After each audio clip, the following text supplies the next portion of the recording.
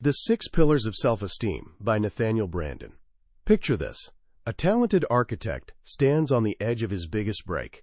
One commission that will launch him into the stratosphere of success he's only fantasized about. The contracts are signed, the clients are ecstatic. This is his moment. So naturally, he celebrates with a drink. Just one drink. Except he's been sober for 3 years. Fast forward a few hours, and he's obliterated. He's insulting the very people about to hand him everything he's ever wanted. The deal evaporates. His partner storms out. His career implodes. Later, sitting in the wreckage, he says something haunting. "I was back in safe territory again, struggling to rise but not yet breaking through. I'm comfortable there." Wait, what? Why would someone torch their dreams right before they come true? It's the kind of thing that keeps you up at night. We see it everywhere. The friend who keeps dating people guaranteed to hurt them. The brilliant coworker who freaks out after a promotion and starts sabotaging themselves until they get fired. The person who finally finds happiness, then gets hit with crippling anxiety and a voice whispering, "This isn't meant for you."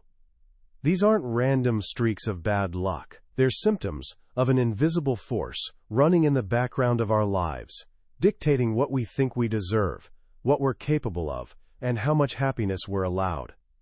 That invisible force, self-esteem. For nearly 50 years, one man devoted his life to understanding it, not as some fluffy motivational concept, but as the single most important psychological factor in human existence.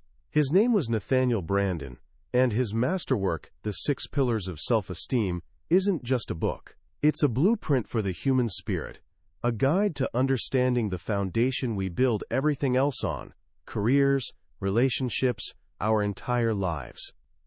Branden was ahead of his time. He started studying self-esteem back in the 1950s when the term barely registered in psychology. He noticed that beneath every patient's struggle, anxiety, depression, fear of success, was something deeper, a feeling of not being enough.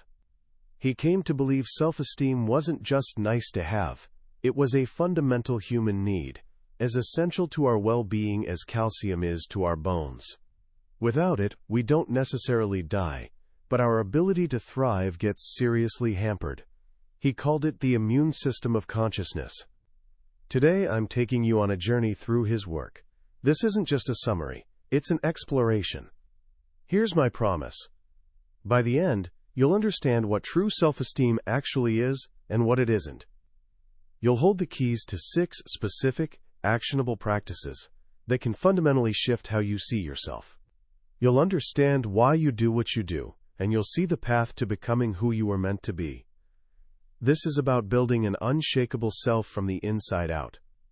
Let's clear up some confusion right away. When most people hear self-esteem, they think of praise, compliments, that warm, fuzzy feeling when you win an award. We're taught to chase it through external things: good grades, promotions, Instagram likes, other people's approval. But Nathaniel Branden says this is a huge mistake. It's like building a house out of cardboard. Looks fine until the first storm hits. He writes, "The acclaim of others does not create our self-esteem. These things can sometimes make us feel better about ourselves temporarily. But comfort is not self-esteem." Think about famous celebrities adored by millions who wake up every morning feeling like frauds, drowning in emptiness.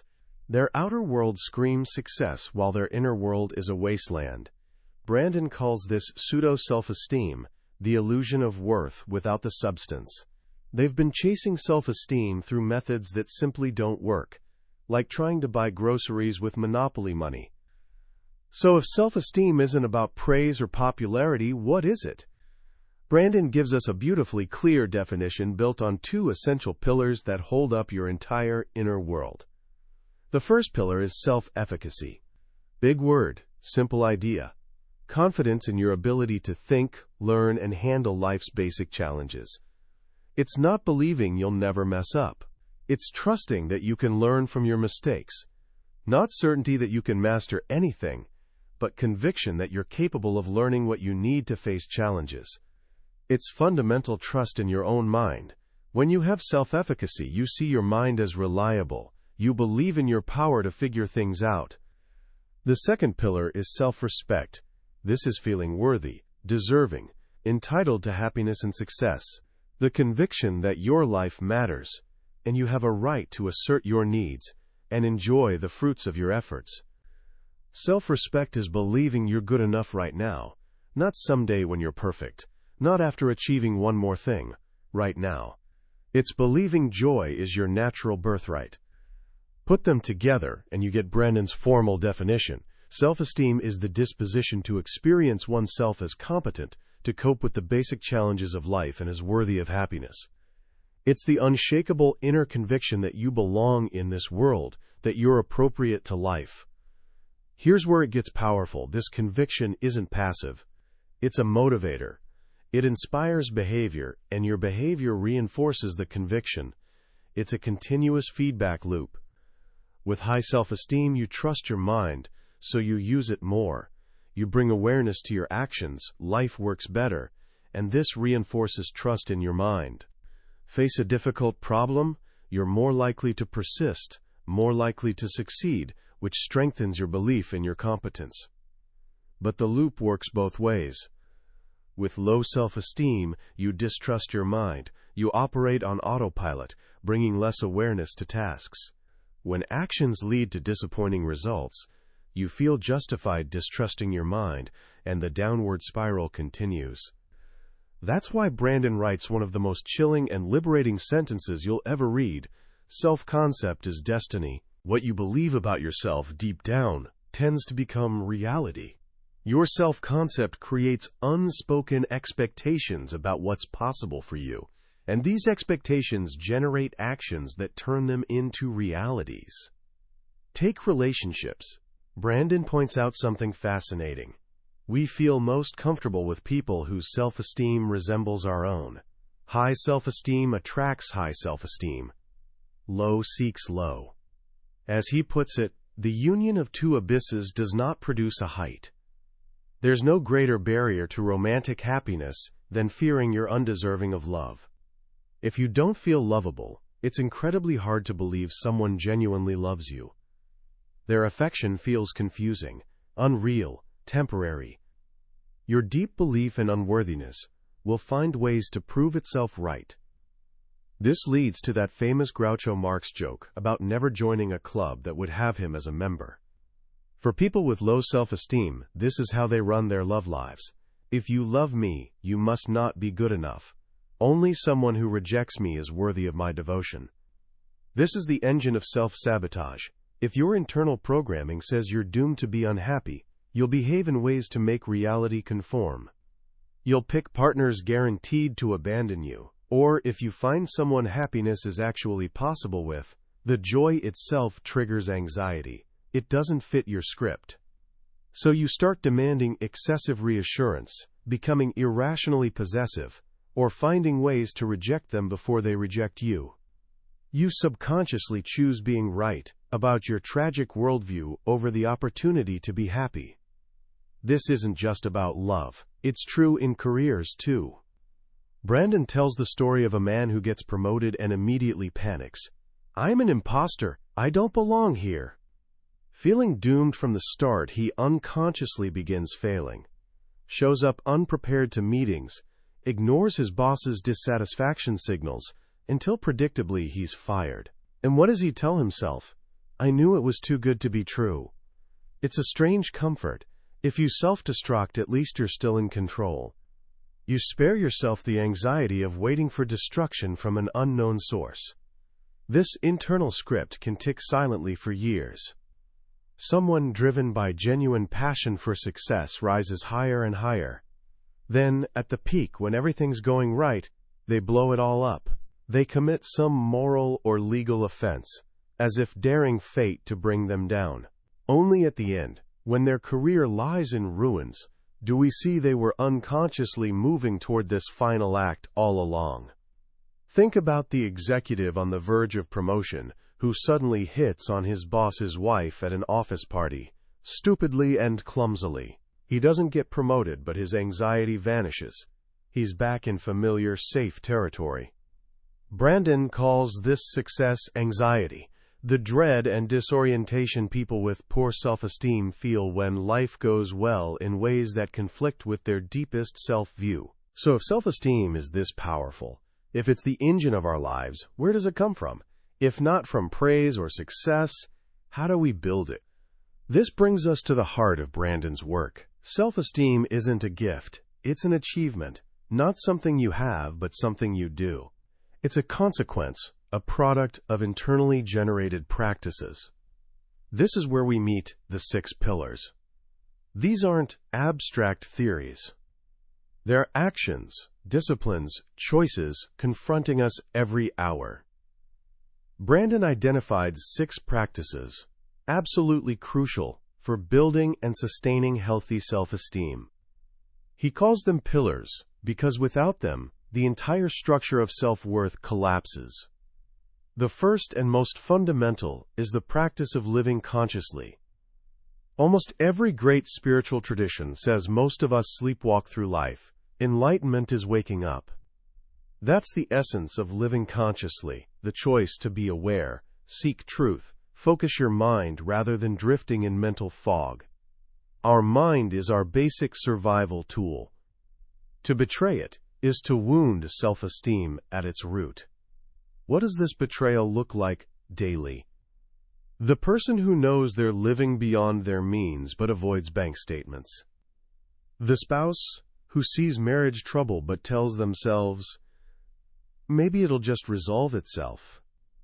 The employee who knows they're not giving their best but quickly pushes the thought away because it's uncomfortable. Every day we make thousands of small choices to think or not think, face reality or evade it. We rarely remember individual choices, but deep in our psyche, they're tallied. The sum of those choices is the reputation we acquire with ourselves. That reputation is our self-esteem. Living consciously is more than seeing and knowing. It's acting on what you see and know. If you realize you've been unfair to a friend and need to apologize, but procrastinate because admitting mistakes is uncomfortable, you're betraying your own consciousness. Your mind is invalidating itself. Branden shares a deeply personal story. At 22, preparing to marry, he saw many signs it was a mistake. Conflicts, incompatible values, a sense they weren't right for each other. But he was driven by desperate need for someone, sexual attraction, and naive belief marriage would magically solve problems. He didn't examine the feelings driving him toward marriage or confront the danger signals. He avoided awareness. Because of what he chose not to do, his self-esteem suffered a subtle wound, though it would be years before he fully understood why. To live consciously is being responsible toward reality, respecting facts in both outer and inner worlds, not confusing wishes or fears with truth. Just because you want a new car doesn't make buying it rational when you can't afford rent. Just because you fear necessary surgery doesn't mean you'll be fine without it. Wishes, fears, and denials don't alter facts. But what happens when living consciously reveals things about ourselves we don't like? What if we become aware of fear, envy, or shame? This leads directly to the second pillar, impossible to practice without the first, the practice of self-acceptance. Self-acceptance, Branden tells us, is refusing to be in an adversarial relationship with yourself. It's choosing to be on your own side. He explains this pillar on 3 levels. First, at its most fundamental, it's a pre-moral act of self-affirmation. The choice to value yourself. Stand up for your right to exist, simply because you're alive and conscious. It's the voice of life force within that, even from despair's depths, can make you pick up the phone and call for help. Second, self-acceptance is willingness to experience, without denial or evasion, that you think what you think, feel what you feel, and have done what you've done. Refusing to treat any part of yourself as alien, as not me. If you're feeling angry, scared, or insecure, you don't deny, rationalize, or condemn yourself for it. You simply allow yourself to experience it. I am feeling what I'm feeling, and I accept the reality of my experience. This is critical. Acceptance doesn't mean liking, enjoying, or condoning. You can accept feeling lazy today and still go to work. Accept you made a mistake, then be determined to learn from it and do better. In fact, self-acceptance is the precondition for change and growth. You can't learn from a mistake you refuse to accept you made. Can't change a trait you insist you don't have. Denial leaves you stuck. The third level of self-acceptance is compassion, being a friend to yourself. Suppose you've done something shameful. Self-acceptance doesn't say it was right, but it inquires into context, wants to understand why. It asks, why did something that seems wrong now feel desirable, even necessary at the time? It's the difference between judging yourself and understanding yourself. Branden offers a powerful exercise. Stand naked in front of a full-length mirror and just look at yourself. Notice your feelings. You'll probably like some parts, dislike others. Might see pain in your eyes you don't want to confront, or aging signs that bother you. The impulse is to look away, escape, reject. But instead, stay with it. Breathe deeply and say to yourself repeatedly, whatever my defects or imperfections, I accept myself unreservedly and completely. At first, a voice inside might protest, but I don't like this part. How can I accept it? Remember, acceptance isn't liking. It's simply acknowledging reality. This face, this body, it is what it is right now. When you surrender to that fact, you begin feeling more relaxed, more real, more at peace with yourself. This leads to a surprising discovery. When you fully accept parts you don't like, if they're within your power to change, you become more motivated to change them. We're not moved to change things whose reality we deny. Perhaps the most profound part of self-acceptance is this: we can be as frightened of our strengths as our shortcomings. We can run from our own greatness, genius, beauty, because our assets pose the challenge of responsibility. Branden calls the denial of our positives the greatest crime we commit against ourselves. Fully realized self-acceptance doesn't just embrace the worst within us, it also embraces the best. Once you've begun accepting who and what you are, you're ready for the third pillar, the natural consequence of the first two, the practice of self-responsibility. To feel competent and worthy, you need to experience control over your existence. This requires taking responsibility for your life and well-being. At its core, this practice is realizing a simple, terrifying, and liberating truth. No one is coming. No one's coming to save you, make your life right, solve your problems, make you happy. The dream of a rescuer is comforting fantasy, but it leaves you passive and powerless. To practice self-responsibility is accepting that I'm responsible for achieving my desires, for my choices and actions, for the level of consciousness I bring to work and relationships, for my personal happiness, and ultimately, for raising my own self-esteem. This doesn't mean you're to blame for everything happening to you. If there's an economic depression and you lose your job, you're not responsible for the depression. You're responsible for how you choose to respond. What actions are possible? What can you do to improve your situation? Self-responsibility means having an active orientation to life, not passive. It's the difference between asking, who can I blame, and asking, what can I do?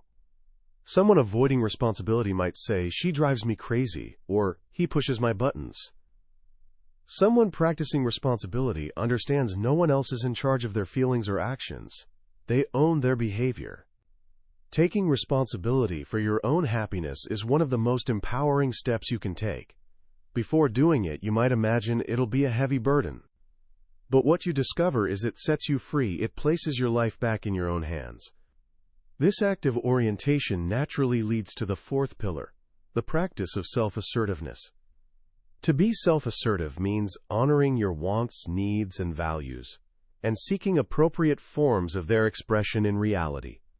It's willingness to stand up for yourself, be who you are openly, and treat yourself with respect in all human encounters. Let me be clear what this isn't. It's not belligerence, aggressiveness, or knocking people over to get to the front of the line. It's about authenticity, refusing to fake your person to be liked. The first and most basic act of self-assertion is asserting your consciousness.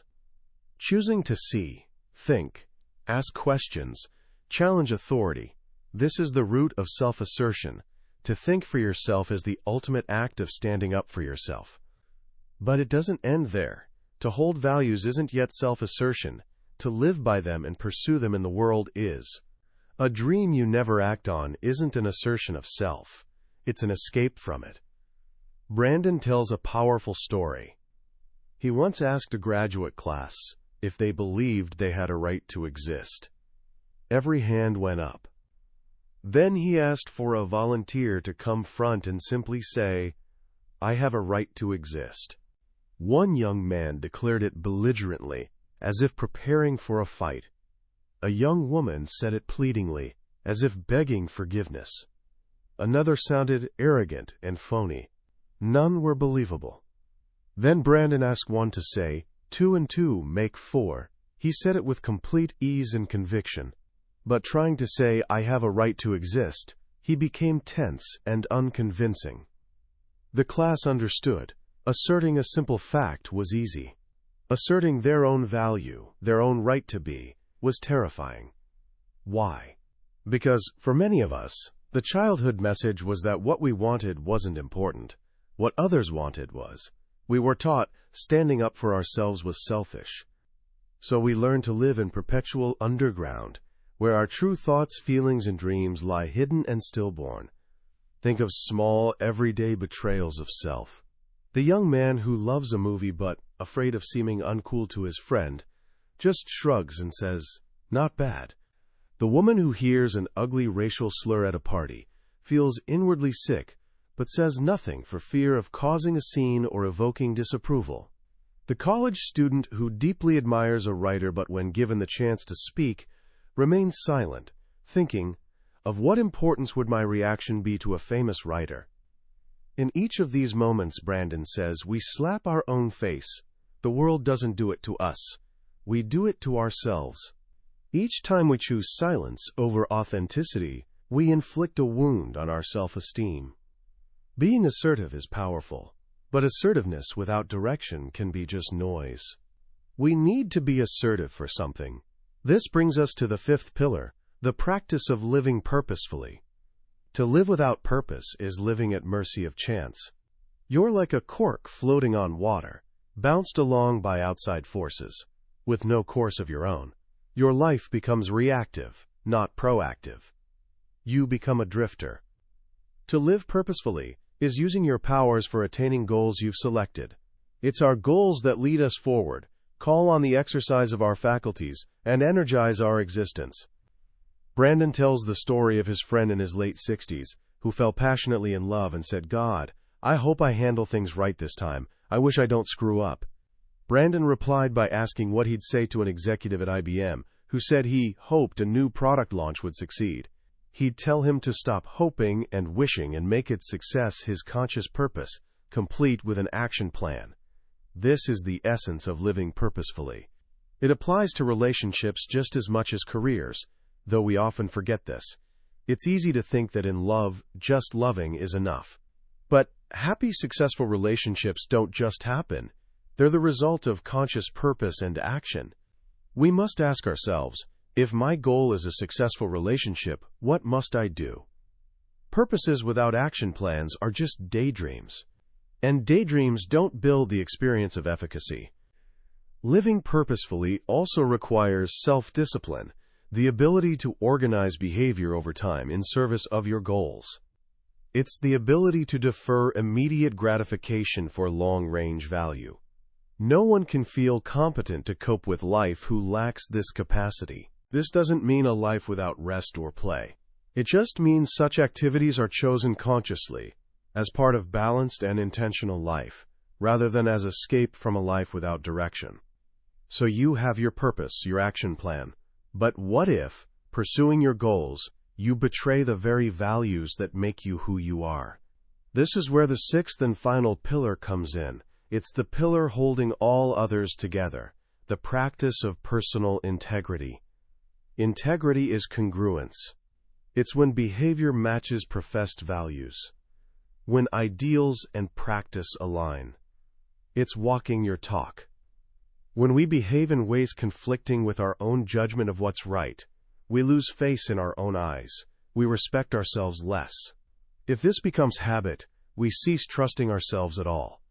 To understand why this devastates self-esteem, consider what a lapse of integrity really is.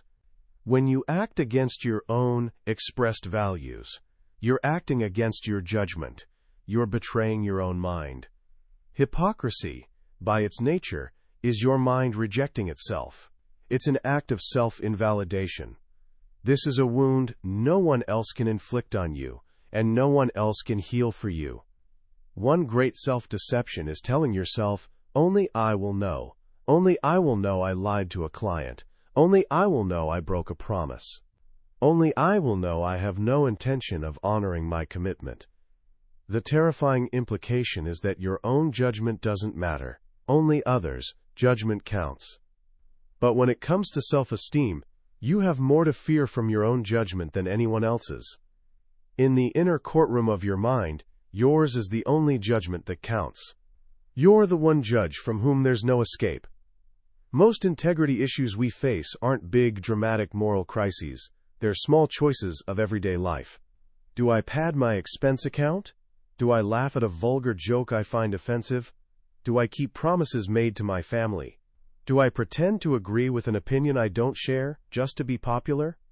The accumulated weight of these small choices has enormous impact on our sense of self.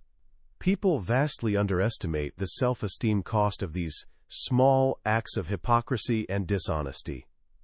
They think at worst it's a little discomfort. But Branden warns us, it's the spirit itself that's contaminated. So these are the 6 pillars: the practice of living consciously, the practice of self-acceptance, the practice of self-responsibility, the practice of self-assertiveness, the practice of living purposefully, the practice of personal integrity. Branden makes a crucial point about all of them. To practice them, don't you need to already have self-esteem? This seems like a paradox. He answers with what he calls the principle of reciprocal causation. The behaviors that generate good self-esteem are also expressions of good self-esteem. It's a virtuous cycle.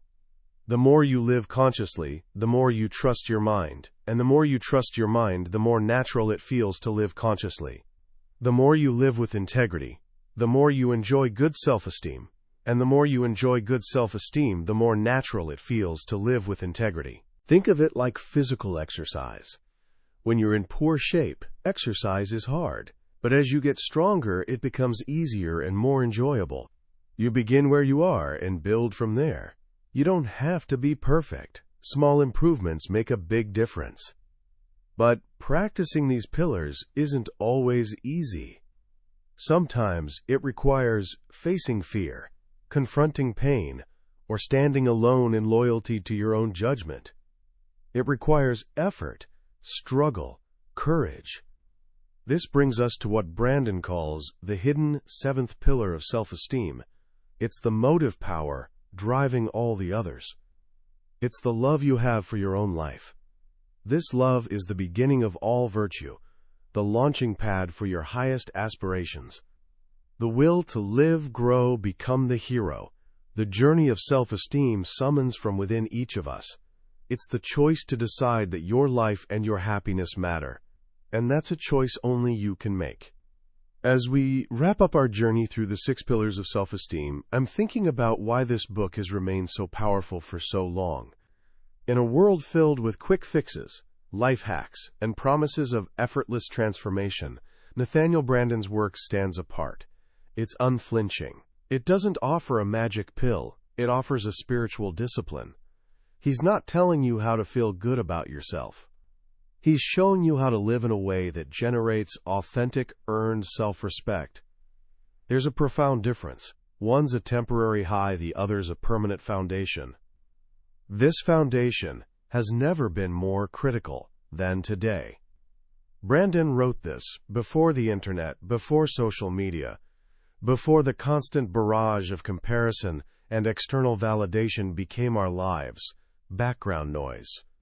He saw, with incredible foresight, that we were moving from a manufacturing economy to an information economy, a world where our mind is our primary survival tool. In such a world, trust in your own mind, self-efficacy, isn't a luxury, it's an economic necessity. The ability to think for yourself, learn continuously, manage change, and take responsibility for your own career path are the new rules. The old organization man model, who could succeed by simply fitting in and following orders, is gone. Today, companies need people who can innovate, take initiative, and operate with high autonomy. They need people with self-esteem. The irony is that at the very moment the world demands more self-reliance and inner direction from us, our culture often pushes us in the opposite direction. It tempts us with easy validation of likes and shares, encourages us to see ourselves as victims of circumstance, and often values conformity over authentic self-expression. That's why Branden's message is a call to arms.